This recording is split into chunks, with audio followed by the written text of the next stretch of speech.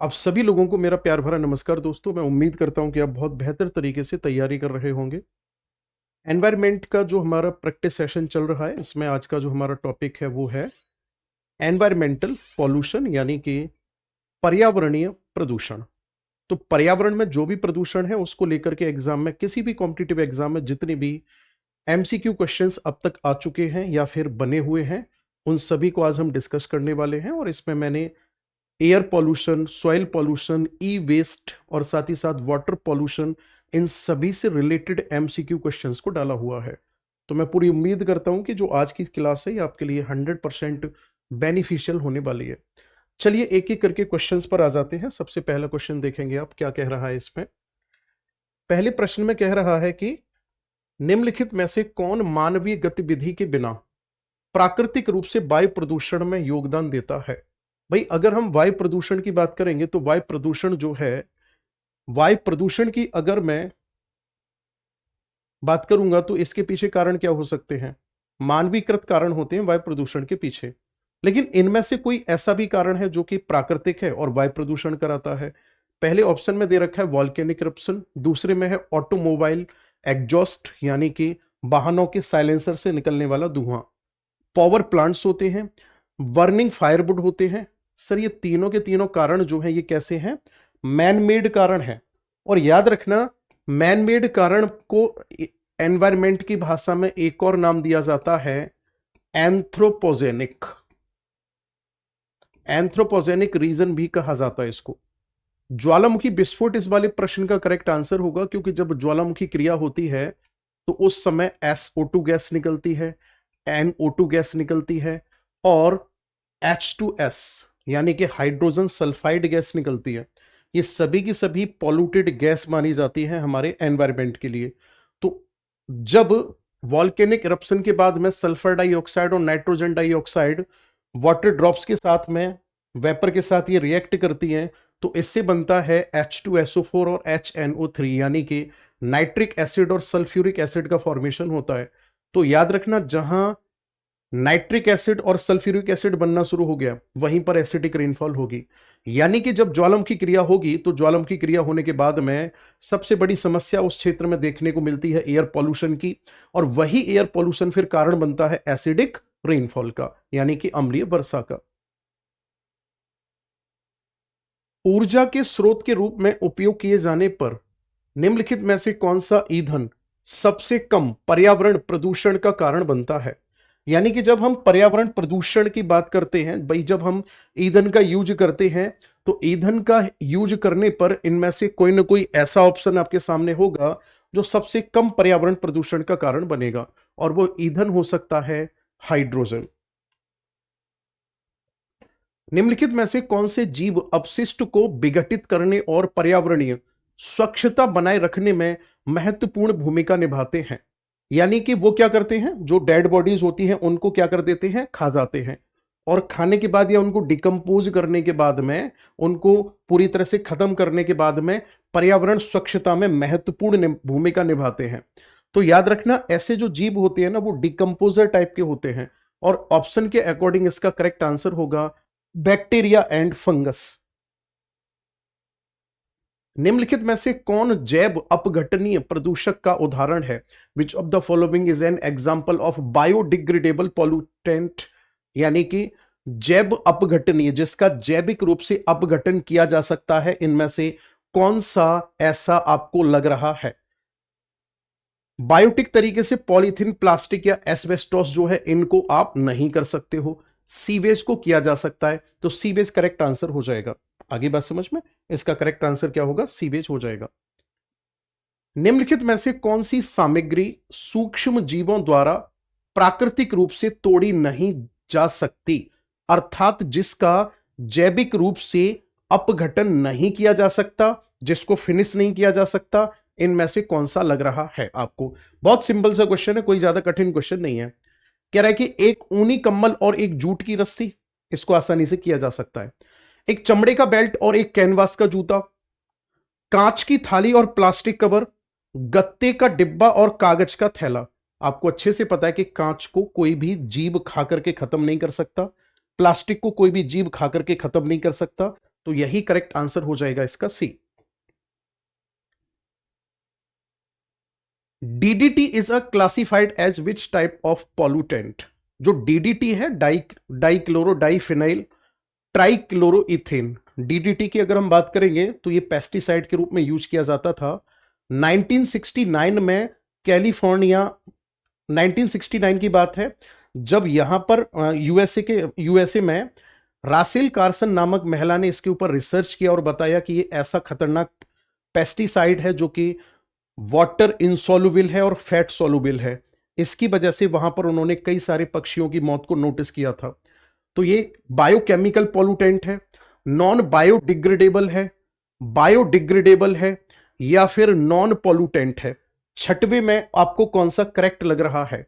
Non biodegradable pollutant है, यानी biological तरीके से इसका डिग्रेडेशन या इसको खत्म नहीं किया जा सकता है, इसीलिए बहुत ज्यादा खतरनाक साबित होता है, तो इसको फिर बैन कर दिया गया था। निम्नलिखित में से किस उद्योग से निकलने वाला औद्योगिक अपशिष्ट उच्चतम स्तर का प्रदूषण पैदा करता है? यानी जो ऑप्शन में दे रखे हैं आपके सामने, इसके इनमें से कौन सा उद्योग ऐसा है जो कि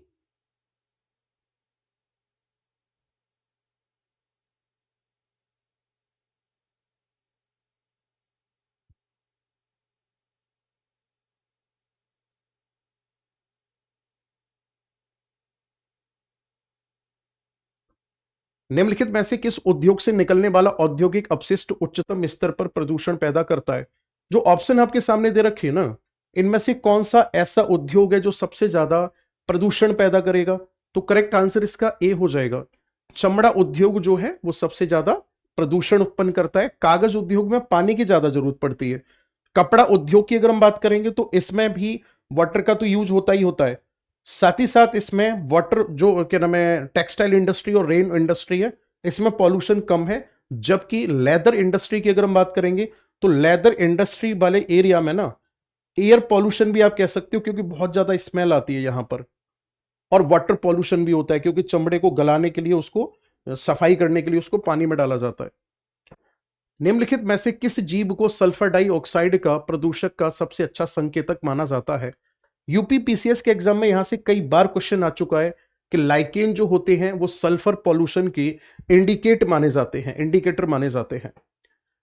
केंद्र सरकार ने किस वर्ष एक एकीकृत संरक्षण मिशन नमामि गंगे कार्यक्रम की को एक फ्लैगशिप कार्यक्रम के रूप में मंजूरी दी? सर बात है 2014 की, जहां हमने 2014 में 20,000 करोड़ का एक प्रोजेक्ट की शुरुआत की जिसका नाम नमामि गंगे रखा गया। इस प्रोजेक्ट का उद्देश्य था कि गंगा नदी जो कि हमारे भारत के लगभग 26% क्षेत्रफल को पानी उपलब्ध कराती है, इस नदी में बहुत बड़े स्तर पर पॉल्यूशन होने की वजह से क्यों ना इस नदी की सफाई की जाए और इस नदी को पुनर्जीवित किया जाए, इस नदी को ऐसा बनाया जाए जैसा ये प्रारंभिक अवस्था में हुआ करती थी। तो गंगा नदी की सफाई को लेकर के यहां पर ये पूरा का पूरा प्रोजेक्ट शुरू किया गया था। साथ ही साथ इसमें सिर्फ ऐसा नहीं था कि गंगा नदी की सफाई करनी है, इसके साथ साथ गंगा नदी के घाटों का पुनर्निर्माण करना, शमशान घाटों को वहां पर स्थापित करना, साथ ही साथ जो तटीय क्षेत्र हैं वहां पर बाढ़ से जो प्रभावित क्षेत्र हैं उन पर भी काम करना।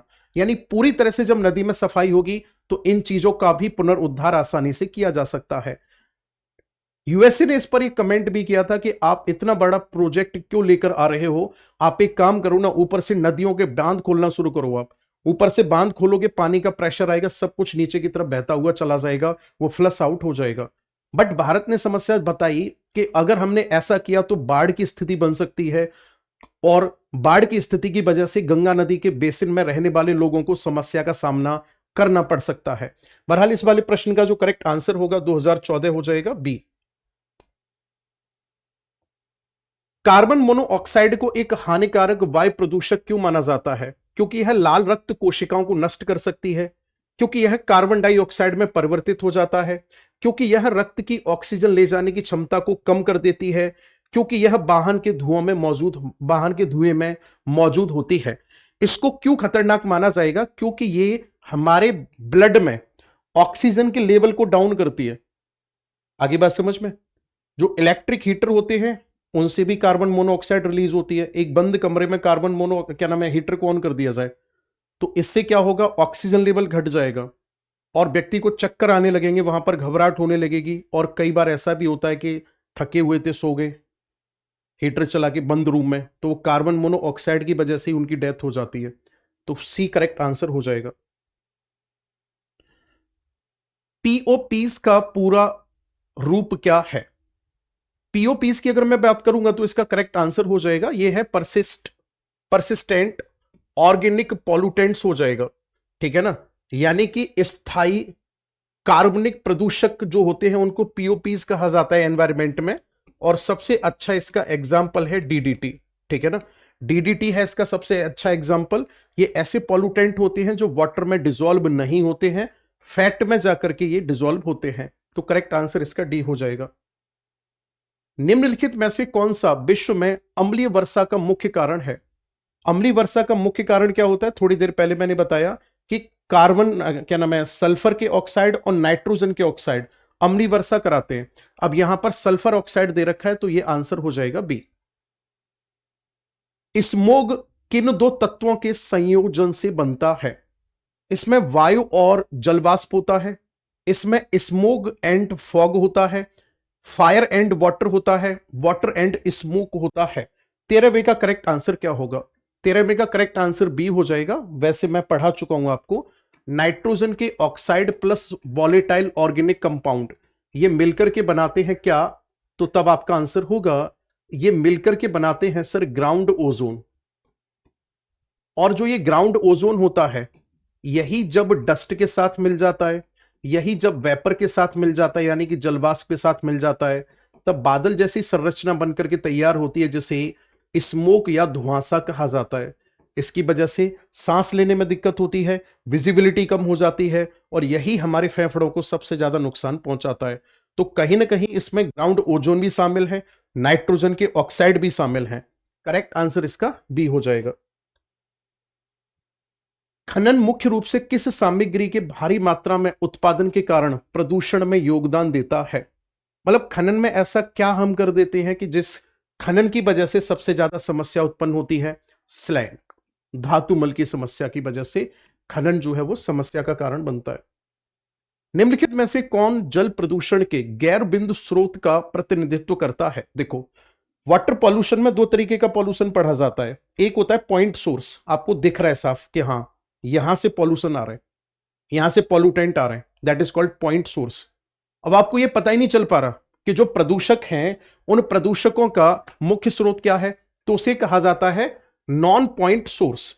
तो फैक्ट्री से अगर कुछ निकल रहा है तो साफ दिखेगा आपको, सीवेज ट्रीटमेंट प्लांट है तो वो भी दिख रहे होंगे आपको कि यहां से कुछ निकल रहा है, ऑयल टैंकर है वहां से भी कुछ पता चल रहा होगा। अब अर्बन एंड सब अर्बन लैंड्स है, शहरी क्षेत्र है, वहां पॉल्यूशन है, तो वहां कैसे पता चलेगा कि पॉल्यूशन यहां पे कहां से स्टार्ट हो रहा है? तो करेक्ट आंसर हो जाएगा इसका बी, यानी बी पॉइंट ऐसा है जो कि नॉन पॉइंटेड है जबकि बाकी के पॉइंटेड है। निम्नलिखित में से कौन सा अजैविक पदार्थ भूजल को दूषित कर सकता है? अजैविक पदार्थ आर्सेनिक पॉल्यूशन, और यहां से एनवायरमेंट में क्वेश्चन आता है कि आर्सेनिक पॉल्यूशन कहां की बड़ी समस्या है, तो आपका आंसर होगा गंगा का जो लोअर प्लेन्स है, गंगा का जो निचला मैदान है वहां पर यह गंभीर समस्या है। और यह मैदानी क्षेत्र खास करके पड़ेगा बांग्लादेश में, और यह मैदानी क्षेत्र पड़ेगा खास करके पश्चिम बंगाल में।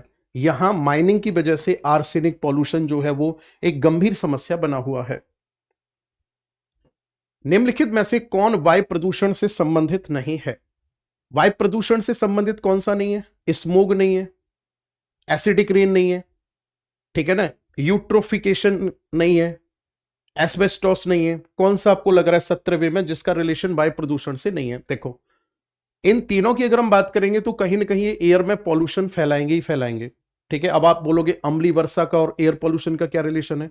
अरे बेटा, अम्लीय वर्षा जब होगी ना जब सल्फर और नाइट्रोजन डाइऑक्साइड की मात्रा बढ़ जाएगी, और सल्फर डाइऑक्साइड की जब मात्रा बढ़ती है तो क्या होता है हमारे एटमॉस्फेयर में, वो एक तरफ तो एसिडिक रेनफॉल करा रही होती है, वहीं दूसरी तरफ वो हमारी आंखों में जलन उत्पन्न कर रही होती है। आगे बात समझ में, हमें सांस लेने में दिक्कत कर रही होती है। तो अगर इनमें से मैं सी ऑप्शन को देखता हूं तो सी ऑप्शन का मतलब क्या है यूट्रोफिकेशन का मतलब होता है कि किसी वाटर बॉडी में बहुत सारे एल्गी का हो जाना, वहां पर बहुत सारे शैवाल का उत्पन्न हो जाना, बहुत सारे वहां पर खरपतवार का उत्पन्न हो जाना, जिसकी वजह से होता क्या है कि वो इतने ज्यादा उत्पन्न हो जाते हैं उसमें कि ऑक्सीजन बहुत ज्यादा कंज्यूम होती है। इसकी वजह से अन्य जीव मरना शुरू कर देते हैं। तो इसी को यूट्रोफिकेशन कहा जाता है। इसका एयर पॉल्यूशन से कोई लेना देना नहीं है। जैविक ऑक्सीजन मांग का उपयोग निम्नलिखित में से किस में प्रदूषण के संकेतक के रूप में किया जाता है? Aquatic environment, soil, air, all of the above. इनमें से कौन सा करेक्ट लग रहा है? तो करेक्ट आंसर एक्वाटिक एनवायरमेंट होगा, खास करके वाटर पॉल्यूशन होगा। दरअसल में वाटर में पॉल्यूशन को मेजर करने के लिए 3 पैरामीटर होते हैं, 3 वर्ड होते हैं। एक होता है डीओ, जिसे कहा जाता है डिसॉल्व ऑक्सीजन, यानी कि पानी में घुले हुए ऑक्सीजन की मात्रा। दूसरा होता है बीओडी, जिसे कहा जाता है बायोलॉजिकल ऑक्सीजन डिमांड, यानी कि जितना भी उसमें ऑर्गेनिक मैटर है, उस ऑर्गेनिक मैटर को बायोलॉजिकल तरीके से तोड़ने के लिए जितनी ऑक्सीजन की आवश्यकता होगी उसको बीओडी कहा जाएगा। केमिकल तरीके से तोड़ना चाहते हो तो उसको सीओडी कहा जाता है। अगर पानी के अंदर बीओडी का लेवल है ज्यादा तो इसका मतलब ऑक्सीजन चाहिए ज्यादा। और ऑक्सीजन ज्यादा क्यों चाहिए? क्योंकि वहां पर काम करने वाले जो पॉजिटिव बैक्टीरियाज हैं उनको काम ज्यादा करना पड़ेगा। और उनको काम ज्यादा कब करना पड़ेगा? जब पॉल्यूशन वहां कम होगा या ज्यादा होगा? ज्यादा होगा। यानी कि अगर किसी रिवर के डेटा में यह लिखा हुआ है कि इस नदी में बीओडी का स्तर बढ़ा हुआ है, तो इसका मतलब साफ है कि उस नदी में पॉल्यूशन बढ़ा हुआ है। तो करेक्ट आंसर इसका क्या हो जाएगा? ए हो जाएगा। किसी नदी में जल प्रदूषण के स्तर का आकलन करने के लिए निम्न में से किस पदार्थ की घुली हुई मात्रा नापी जाती है? ऑक्सीजन की नापी जाएगी, जो मैं अभी बता रहा था, डिसॉल्व ऑक्सीजन। ऑक्सीजन के आधार पर अनुमान लगाया जाता है। विश्व पर्यावरण दिवस हर वर्ष किस तिथि को मनाया जाता है? स्टॉकहोम सम्मेलन का आयोजन हुआ था 1972 में। स्टॉकहोम सम्मेलन 1972 के आधार पर 5 जून को पर्यावरण दिवस मनाने का निर्णय लिया गया। 1973 से पर्यावरण दिवस मनना शुरू हुआ और प्रत्येक वर्ष इसका आयोजन किया जाता है विद अ थीम। हर साल एक थीम होती है इसकी अलग। भारत के निम्नलिखित राज्यों में से किस राज्य में पानी में आर्सेनिक प्रदूषण का सबसे अधिक गंभीर है? भारत के राज्यों में मैंने क्या बताया? गंगा के लोअर मैदानी क्षेत्र में। और उसमें से ऑप्शन क्या दे रहा है? पश्चिम बंगाल। और यही कंट्री पूछे जाते तो कंट्री में क्या आता? बांग्लादेश आता।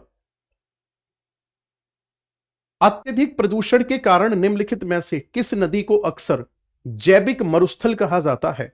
ऑप्शन में जो दे रखा है इनमें से पूछ रहा है कि किस नदी को जैविक मरुस्थल के नाम से जाना जाता है। सर, दामोदर नदी जो है इसे कहा जाता है जैविक मरुस्थल। और इसमें सबसे ज्यादा क्या देखने को मिलता है? वाटर हाइसिंथ बोला जाता है उसको, और हिंदी में कहा जाता है जलकुंभी। जलकुंभी इसमें बहुत ज्यादा हैं, जिन्हें बंगाल का आतंक भी कहा जाता है। तो करेक्ट आंसर इसका सी हो जाएगा। बाकी दामोदर नदी जो है वो हुगली नदी की सहायक नदी है, जो छोटा नागपुर के पठार से निकलती है। नॉकनी सिंड्रोम किस प्रदूषक के दूषण के कारण होता है? देखो, पानी है, घर में पानी जो आ रहा है उसमें मान के चलो फ्लोराइड की या फ्लोरीन की मात्रा है ज्यादा। तो जब फ्लोरीन की मात्रा ज्यादा होगी तो ये सबसे पहले किसको डैमेज करता है? एक तो ये विटामिन डी को कम कर देगा, कैल्शियम को कम करता है, इन दोनों को कम कर देगा। जब ये कैल्शियम और विटामिन डी को कम करेगा तो इससे होगा क्या? एक तो जो दांत हैं, दांतों का रंग बदलेगा। आगे बात समझ में? और दांत कमजोर होना। अब कैल्शियम भी जा रहा है हड्डियों से, तो हड्डियां भी कमजोर होंगी। तो इस केस में होता क्या है? जो मान के चलो इंसान का ये पैर है, तो जो इंसान का पैर होगा ना, यहां पे 2 पैर हैं, तो यहां ये घुटने जो होंगे, ये घुटने तो पास पास आ जाएंगे उसके यहां पे ये, और बाहर के पैर जो हैं वो ऐसे यूं फैल जाएंगे। तो ऐसे यूं पैर हो जाते हैं, ऐसे यूं। ठीक है, घुटने पास और बाहर फैले हुए। तो इसी को कहा जाता है नॉक नी सिंड्रोम, जो फ्लोराइड की वजह से होता है। ठीक है। ध्वनि प्रदूषण के स्तर को मापने के लिए सामान्यतः किस इकाई का उपयोग किया जाता है? बहुत सिंपल सा क्वेश्चन है। अगर हम बात करेंगे यहीं पर ध्वनि प्रदूषण के लिए किसका यूज किया जाता है, डेसिबल का यूज किया जाता है, ठीक है ना। और सबसे खतरनाक ध्वनि होती है कब उत्पन्न, 190 डेसिबल की उत्पन्न होती है जब वॉल्केनिक इरप्शन होता है।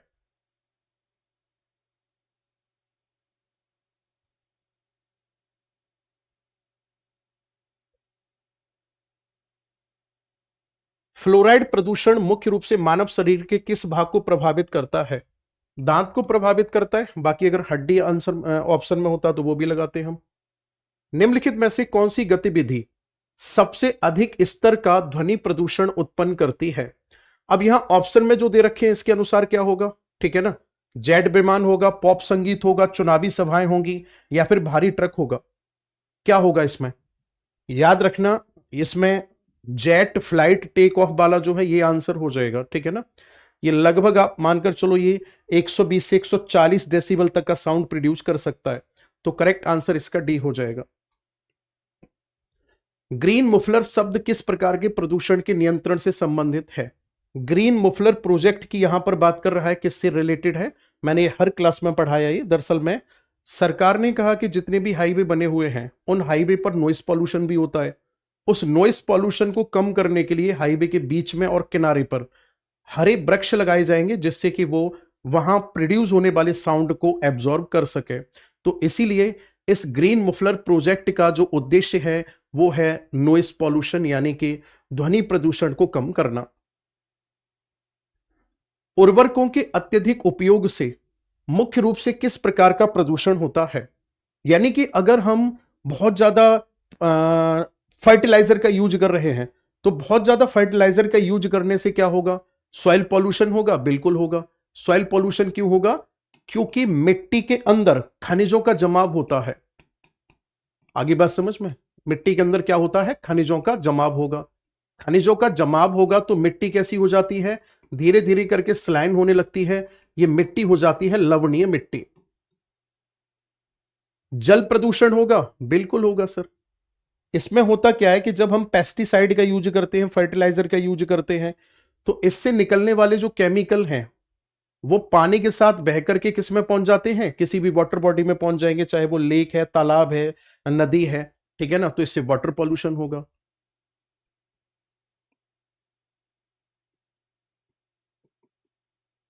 क्या एयर पॉल्यूशन होगा, एयर पॉल्यूशन होने के भी चांसेस होते हैं। जो मिनरल्स हैं वो एयर के साथ मिक्स होना शुरू हो जाते हैं और एयर पॉल्यूशन बढ़ाने की भी चांसेस होंगे। तो तीनों लगा सकते हो आप, मतलब कि सभी।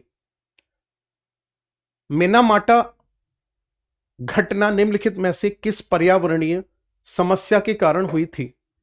Mercury pollution, ozone depletion, acidic rain या न्यूक्लियर एक्सीडेंट। दरअसल में जापान में क्या हुआ, जापान की फैक्ट्रियों से निकलने वाला पॉल्यूटेड वाटर जो था वो सीधा जाके वहां के समुद्री जल में मिला और उस पानी में मिला हुआ था क्या, मिथाइल मरकरी मिला हुआ था। तो वो मरकरी या पारा युक्त पानी था। और पारे की अगर हम बात करेंगे तो इसको लिक्विड मेटल भी कहा जाता है। पारा वाटर इंसॉल्युबल होता है, तो बिल्कुल पत्थर की तरह पानी में पड़ा रहा। उसको खाया किसी मछली ने, उस मछली को खाया किसी इंसान ने, तो वो पारा उस मछली के माध्यम से पहुंच गया इंसान के अंदर। और जैसे ही इंसान के अंदर पहुंचा उसका नर्वस सिस्टम खराब किया उसने, और नर्वस सिस्टम के बाद में बॉडी के अदर ऑर्गन्स को डैमेज किया और धीरे धीरे उसकी मौत हो गई। अब क्योंकि इसकी खोज जापान के मिनीमाटा नामक शहर में हुई थी, तो इसीलिए इस बीमारी का नाम मिनीमाटा रख दिया गया। और ये किसकी वजह से होता है, मरकरी पॉल्यूशन की वजह से होता है। और मरकरी का यूज हम कहां पर करते हैं, तो मरकरी का यूज किया जाता है, चाहे वो थर्मामीटर है, चाहे वो बैरोमीटर है, उसमें एज अ इंडिकेटर किया जाता है। आपने देखा होगा व्हाइट कलर का उसमें जो इंडिकेटर है जिससे हम उसकी रीडिंग लेते हैं, तो फ्लक्चुएट करते हुए आपने देखा होगा। ध्वनि किस स्तर पर मानव स्वास्थ्य के लिए हानिकारक हो जाती है, 30, 80, 100, 120। कौन सी लेवल पर जाकर के हानिकारक हो जाती है। 80 डेसिबल तक का साउंड ठीक होता है, इससे ऊपर अगर हम जाएंगे तो वो हमारे लिए हानिकारक हो जाएगा। पॉलीथीन की थैलियों को विघटित करना कठिन होता है क्योंकि वे किस प्रकार के पदार्थ से बनी हुई होती हैं। अनब्रेकेबल मॉलिक्यूल होता है उसमें, इनऑर्गेनिक कंपाउंड्स होते हैं, पॉलीमर होते हैं, प्रोटीन होते हैं। देखो पॉलीथीन बनाने का जो प्रोसेस है पॉलीथीन को सबसे पहले थुलिन नामक व्यक्ति ने बनाया था, जो कि बिलोंग करता था यूरोप से। उसको लगा यार बड़ी बढ़िया चीज है ये तो, ठीक है ना, कि हम अपने सामान को आसानी से ले जा सकते हैं। अब हुआ क्या, क्योंकि पॉलीथीन को बनाने में यूज किया गया था पॉलीमर का, और पॉलीमर के साथ सबसे बड़ी दिक्कत है कि आप कुछ लेवल तक इसको रिसाइकल तो कर सकते हो, बट इसको पूरी तरह से डिस्ट्रॉय नहीं कर सकते हो। इसीलिए पॉलीथीन जो है वो खतरनाक साबित हुई, और इस पर 2002 की बात है, सबसे पहले इसको बैन करने का जो निर्णय लिया वो बांग्लादेश की तरफ से लिया गया था। तो पॉलीथीन को पॉलीमर से बनाया जाता है, और पॉलीमर का तो हमारी जो हमारी डेली लाइफ है उसमें बहुत बड़ा यूज होता है। यहां तक कि जो कॉस्मेटिक प्रोडक्ट होते हैं उनमें भी पॉलीमर का यूज किया जाता है, उनको बनाने में पॉलीमर का यूज किया जाता है। भोपाल गैस त्रासदी के दौरान यूनियन कार्बाइड फैक्ट्री से कौन सी गैस लीक हुई थी? दरअसल में यूनियन कार्बाइड फैक्ट्री जो थी, इससे रिसाव हुआ था मिथाइल आइसोसाइनाइट का, और आई थिंक ये 1984 के आसपास की बात है। इसी के बाद में फिर मॉन्ट्रियल प्रोटोकॉल का आयोजन किया गया था 1987 में, और पर्यावरण के अन्य एक्ट लाने के बाद में पर्यावरणीय कार्यक्रमों को बहुत तेज किया गया, और कठोर कानून बनाए गए कि ऐसी घटना दोबारा न हो। और यह घटना हुई थी किसकी वजह से? मिथाइल आइसोसाइनाइट यानी कि MIC की वजह से हुई थी। यूट्रोफिकेशन जल निकायों में निम्नलिखित में से किस प्रक्रिया को संदर्भित करता है? झील के पानी में पोषक तत्वों की वृद्धि के कारण उसकी प्राकृतिक उम्र बढ़ना, झील के पानी में पोषक तत्वों की कमी के कारण उसकी प्राकृतिक उम्र बढ़ना, समय के साथ झील का प्राकृतिक विस्तार होना, समय के साथ झील की गहराई में प्राकृतिक रूप से वृद्धि होना। एक करेक्ट आंसर है इसका, है ना। उसमें पोषक तत्वों की वृद्धि हो जाना, बट एल्गी बढ़ जाते हैं, ऑक्सीजन लेवल कम हो जाता है, तो ये नेगेटिव रहता है, पॉजिटिव नहीं होता। भविष्य में त्वचा से संबंधित विकार मुख्यतः किस पर्यावरणीय समस्या के कारण बढ़ने की संभावना है? डिटर्जेंट का अत्यधिक प्रयोग करना, जल प्रदूषण करना, वायु प्रदूषण होना, या ओजोन परत का क्षरण होना। इनमें से कौन सा करेक्ट लग रहा है? दोस्तों, ओजोन लेयर की अगर हम बात करेंगे तो ये सन से आने वाली पैरावैग्निक किरणों से हमारी सुरक्षा करने का काम करती है, बट ओजोन डिप्लेशन एक बड़ी समस्या है। ओजोन डिप्लेशन की वजह से जो यूवी रेज हैं वो हमारे अर्थ सरफेस तक आ रही हैं। अब अगर ये लगातार यूवी रेस हमारी अर्थ सरफेस तक आती है तो ये स्किन कैंसर करने की संभावना को बढ़ा देंगी, और खास करके उन लोगों में जिनकी स्किन फेयर है और जिनकी स्किन डार्क है उनको स्किन कैंसर होने के चांसेस कम होंगे, क्योंकि हमारी बॉडी में एक पिगमेंट होता है जिसे मेलानिन कहा जाता है। जिसकी बॉडी में पिगमेंट मेलानिन ज्यादा होगा तो उसकी स्किन का कलर डार्क तो होगा, बट यूवी रेस से प्रोटेक्शन की जो लेवल है वो ज्यादा होगी। जिनकी स्किन फेयर होती है उनमें मेलानिन होता है कम, मेलानिन कम तो यूवी रेस प्रोटेक्शन भी कम, यानी कि मेलानिन हमें दो तरीके से काम आ रहा है, स्किन के कलर को डिसाइड कर रहा है, उधर हमारी बॉडी को एक पूरी तरह से प्रोटेक्ट करने का काम कर रहा है, एक मास्क पहनाने का काम कर रहा है अगेंस्ट द यूवी रेस। तो करेक्ट आंसर इसका डी हो जाएगा, ओजोन डिप्लेशन की वजह से होने के चांस सबसे ज्यादा है खतरनाक वाले। सुरक्षित पेयजल के लिए जैव रासायनिक ऑक्सीजन मांग यानी कि BOD का स्तर क्या होना चाहिए? यानी कि जो पीने का पानी है उस पीने के पानी में BOD का लेवल कितना होना चाहिए? तो ऑप्शन के अकॉर्डिंग अगर आप देखोगे कौन सा करेक्ट है, 0 होना चाहिए, 50 ppm, 100 ppm, 200 ppm, बिल्कुल 0 होना चाहिए पेयजल में, क्योंकि जब 0 है ऑक्सीजन डिमांड, इसका मतलब बिल्कुल भी उसमें कोई भी पॉल्यूटेंट नहीं है। जैविक कचरे के अपघटन के कारण शहरी लैंडफिल से मुख्य रूप से कौन सी गैस उत्पन्न होती है? नाइट्रोजन होती है, हाइड्रोजन होती है, या फिर मीथेन गैस होती है, या फिर ऑक्सीजन गैस उत्पन्न होती है? कौन सी गैस लग रही है आपको? मीथेन गैस प्रोड्यूस होती है, और मीथेन गैस की वजह से ही दुर्गंध आती है। यह क्वेश्चन ऐसे भी पूछा जा सकता है कि नालियों में कौन सी गैस होती है, ठीक है, कीचड़ में कौन सी गैस होती है? मीथेन होती है ना। धान के खेत से कौन सी गैस निकलती है? मीथेन निकलती है। तो करेक्ट आंसर इसका सी हो जाएगा। फ्लाई ऐश प्रदूषण मुख्य रूप से निम्नलिखित में से किस गतिविधि से संबंधित है? फ्लाई ऐश की बात कर रहा है यहां पर ऑयल रिफाइनिंग से, फर्टिलाइजर इंडस्ट्री से, थर्मल पावर प्लांट से, या फिर माइनिंग से, किससे रिलेटेड है? दरअसल में ये थर्मल पावर प्लांट से होगा। दरअसल में है क्या, जब ईंधन को हमने जलाया, जब हम ईंधन को जलाते हैं तो इससे राख बनती है। मान के चलो कोई भी ईंधन है, ये कोयले को जलाया हमने, तो एक तो राख ऐसी होगी जो उड़ जाएगी और एक ऐसी होगी जो यहीं बची रहेगी। जो बची रहती है उसे कहा जाता है बॉटम ऐश, यानी कि आधा राख। जो उड़ जाती है इसे कहा जाता है फ्लाई ऐश, यानी उड़न राख। तो इसका रिलेशन किससे होगा? थर्मल पावर प्लांट से होगा। दूसरी बात, अगर पूछा जाए कि फ्लाई ऐश कौन से पॉल्यूशन को बढ़ावा देगी, तो एयर पॉल्यूशन को बढ़ावा देती है ये। और एयर पॉल्यूशन के साथ साथ ये पेड़ पौधों के लिए भी खतरनाक होती है, क्योंकि पत्तियों पर जाकर के उनके जो स्टोमेटा होता है, उसके जो रंध्र होते हैं, उन सभी के सभी रंध्र को ये बंद कर देती है। धीरे धीरे करके पत्तियां जो पीली पड़ना शुरू हो जाती हैं, मुरझा जाती हैं, गिर जाती हैं पत्तियां। तो ये पेड़ पौधों के लिए नुकसानदायक है। हर एक जीव जो रेस्पिरेशन करता है उसके लिए खतरनाक है। बट अब ये कहा जा रहा है कि नई टेक्नोलॉजी के अनुसार अगर इस फ्लाई ऐश को कलेक्ट कर लिया जाए तो ये सीमेंट से भी बहुत बेहतर काम कर सकती है। कौन कलेक्ट करने जा रहा है इस धूल को? सूर्य के प्रकाश की उपस्थिति में निम्नलिखित में से किसके बीच प्रक्रिया के कारण प्रकाश रासायनिक स्मोग बनता है? कौन कौन आपस में रिएक्ट करती हैं जिसकी वजह से फोटोकेमिकल स्मोग बनता है? Nitrogen, ozone and pan in the presence of sunlight, है ना। क्या नाम है? नाइट्रोजन, और यहां याद रखना जो ओजोन होगा ना, ये ओजोन कौन सा होगा? ग्राउंड ओजोन होगा, जिसकी मैं बात कर रहा था, जिसको एक्सप्लेन कर रहा था मैं। तो इसका एक करेक्ट आंसर हो जाएगा। निम्नलिखित में से कौन सा जीवाश्म ईंधन जलाने का परिणाम नहीं है? स्मोग फॉर्मेशन होना, formation of nitrogen and sulphur oxide, acidic rain, reduction of the ozone layer in the upper atmosphere. 39 का जो करेक्ट आंसर होगा वो क्या होगा? डी होगा। इसकी वजह से पॉल्यूशन नहीं होगा, बाकी प्रभाव होंगे। निम्नलिखित में से कौन एक प्राकृतिक वायु प्रदूषक नहीं है?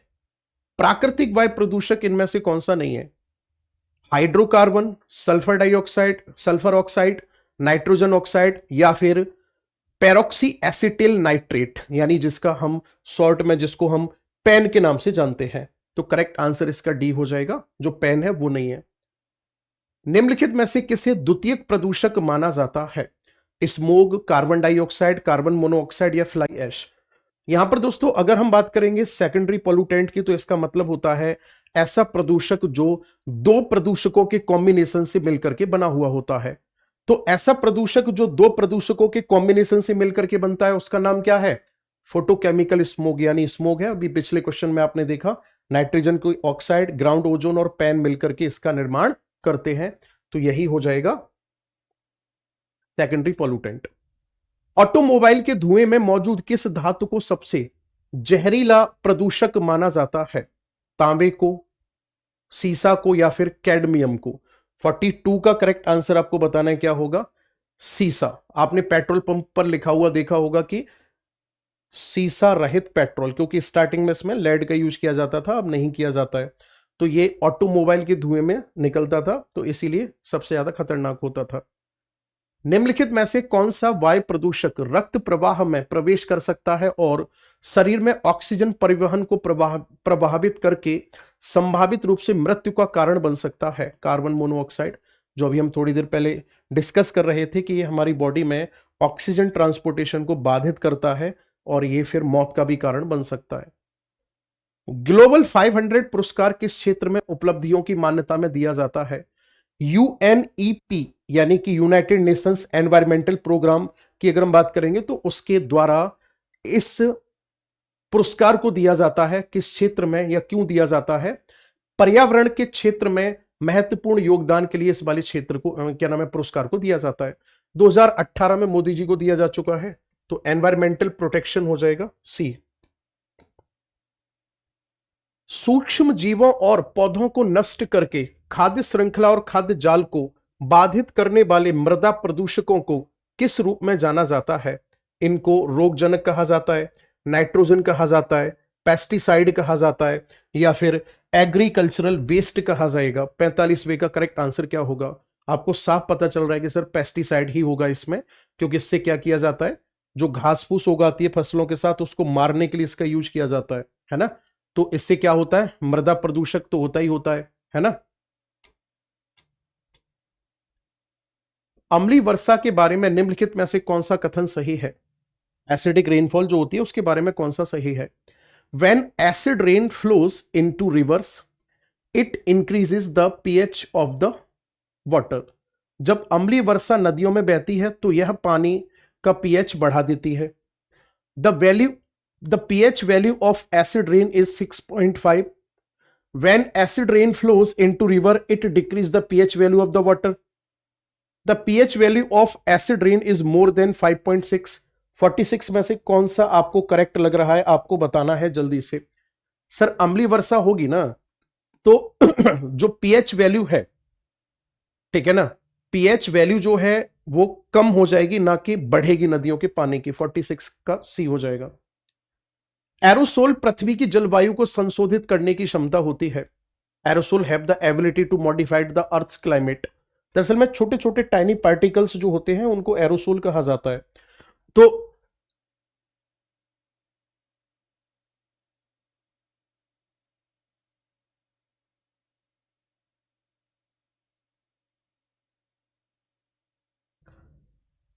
अब ये क्या हमारी अर्थ के क्लाइमेट को प्रभावित कर सकते हैं? बिल्कुल कर सकते हैं सर। रेस को रिफ्लेक्ट करते हैं, ठीक है ना, वाटर वेपर को कलेक्ट करके कंडेंसेशन कराने में भी हेल्प करते हैं। तो पहला वाला करेक्ट है कि क्लाइमेट को प्रभावित कर सकते हैं। एरोसोल लघु तरंग और अवरक्त विकिरण दोनों के साथ परस्पर अभिक्रिया करते हैं। ए करेक्ट आंसर हो जाएगा, दोनों करेक्ट है। एआर की व्याख्या कर रहा है। वही स्मोक के बारे में पूछ रहा है। यह असंतृप्त हाइड्रोकार्बन और नाइट्रोजन ऑक्साइड पर सूर्य के प्रकाश की क्रिया के कारण बनता है। यह आमतौर पर गर्म और शुष्क और धूप वाली जलवायु में होता है। 48वें का करेक्ट आंसर आपको बताना है क्या होगा। 48वें का जो करेक्ट आंसर होगा सी होगा। दोनों ही स्टेटमेंट करेक्ट हैं और इसी की वजह से सबसे ज्यादा प्रॉब्लम होती है सांस लेने में। प्राकृतिक आपदाओं का कौन सा संयोजन ओडिशा राज्य के लिए सबसे अधिक बार और गंभीर पर्यावरणीय खतरे पैदा करता है? यहां पर रेत के तूफान, शीतलहर और बर्फीले तूफान आना, भूस्खलन होना, बर्फीले तूफान और सिंक होल बनना, avalanche, wild fire and urban flooding, cyclone, drought and flood. Correct answer इसका डी हो जाएगा। सबसे पहले कह रहा है यहां पर साइक्लोन, ये भारत के पूर्वी तट पर पड़ता है और पूर्वी तट पर पड़ने के कारण यहां पर सबसे ज्यादा ट्रॉपिकल साइक्लोन इस वाले क्षेत्र को हिट करते हैं, तो यहां चक्रवात बहुत ज्यादा आते हैं। फिर कह रहा है ड्रॉट, क्या यहां ड्रॉट की कंडीशन बनेगी? सर ओडिशा पूर्वी घाट क्षेत्र के अंतर्गत आता है। यहां पर सिर्फ और सिर्फ वर्षा अगर होगी तो लौटते हुए मानसून की वजह से वर्षा होगी, वो भी सर्दियों के मौसम में, तो सूखे की स्थिति बनने के यहां पर चांस ज्यादा होते हैं। क्या यहां फ्लड आती है? जब साइक्लोन आएगा तो फ्लड आना लाजमी है, तो करेक्ट आंसर इसका डी हो जाएगा। निम्नलिखित में से कौन सा उपाय जीवाश्म ईंधनों के जलने से होने वाले प्रदूषण को कम करने में मदद कर सकता है? जो जीवाश्म ईंधन हम जलाते हैं इसकी वजह से क्या होगा? प्रदूषण होगा। एक एग्जाम्पल से समझते हैं। सबसे बड़ी समस्या पूरे विश्व में यह है कि कोयले का हम क्या सब्स्टिट्यूएंट ला करके तैयार करें। तो कोयले के सब्स्टिट्यूएंट के रूप में पेटकोक नामक एक चीज का इस्तेमाल किया जाने लगा। पेटकोक होता है जब पेट्रोलियम की रिफाइनिंग की जाती है, तो पेट्रोलियम की रिफाइनिंग से निकलने वाला जो वेस्टेज होता है, जैसे आप लोगों ने सुना होगा पेट्रोलियम की रिफाइनिंग के दरमियान बाई प्रोडक्ट के रूप में कैरोसिन ऑयल प्राप्त होता है, पैराफिन वैक्स प्राप्त होता है, ऐसे ही पेटकोक प्राप्त होता है। तो सोचा गया कि क्यों ना पेटकोक को जला करके हम कोयले का एक तरह से विकल्प तैयार कर सकते हैं। जब इसको जलाया गया तो पता चला एनर्जी कोयले से ज्यादा है इसमें। लोगों को खुशी हुई कि बढ़िया है, आराम से सब्स्टिट्यूएंट मिल गया। बट बाद में पता चला कि ये तो कोयले से भी ज्यादा खतरनाक है पॉल्यूशन के लेवल पर। तो जीवाश्म ईंधन में खास करके हम कोयले का यूज करते हैं और इससे निकलने वाले जो रसायन है वो एयर पॉल्यूशन को बढ़ावा देते हैं। तो अब इसमें हमें सब्स्टिट्यूएंट की जरूरत पड़ेगी। तो वो कह रहा है कि जीवाश्म ईंधनों के जलने से होने वाले प्रदूषण को कम करने में कौन मदद कर सकता है? जलने के तापमान को कम कर दें, हम धीरे धीरे जलाया जाए, दहन प्रक्रिया की दक्षता बढ़ाकर, कार्बन अणुओं की संख्या बढ़ाकर, by increasing the latent heat, हम गुप्त ऊष्मा को क्या कर दें? बढ़ा दें। तो करेक्ट आंसर होगा बी। दहन प्रक्रिया की जो दक्षता है उसको बढ़ा करके हम इस पॉल्यूशन को कंट्रोल कर सकते हैं। क्या कहते हो? कमेंट सेक्शन में बताओ एक बार कैसा रहा आज का सेशन। मैंने एक्सप्लेन करने की कोशिश की पूरी पूरी, जिस क्वेश्चंस को मैं एक्सप्लेन जितना कर सकता था। बाकी मैं आपको एक बात और बता दूं कि प्रैक्टिस का मतलब मेरा ऐसा मानना है कि प्रैक्टिस होता है। अभी ऐसा नहीं है कि मैं यहाँ क्लास पढ़ा रहा हूं तो इसको बहुत डिटेल में एक एक करके चार चार ऑप्शन के पीछे मैं लगा पड़ा हूं। तो प्रैक्टिस में तो यही है कि क्विक एंड फास्ट जितना हम ओवरव्यू लेते चलें, रिवाइज करते चलें और फिर हम क्वेश्चन पर आगे बढ़ जाएं। तो मैं उम्मीद करता हूं कि आपको ये वाली क्लास जरूर समझ में आई होगी।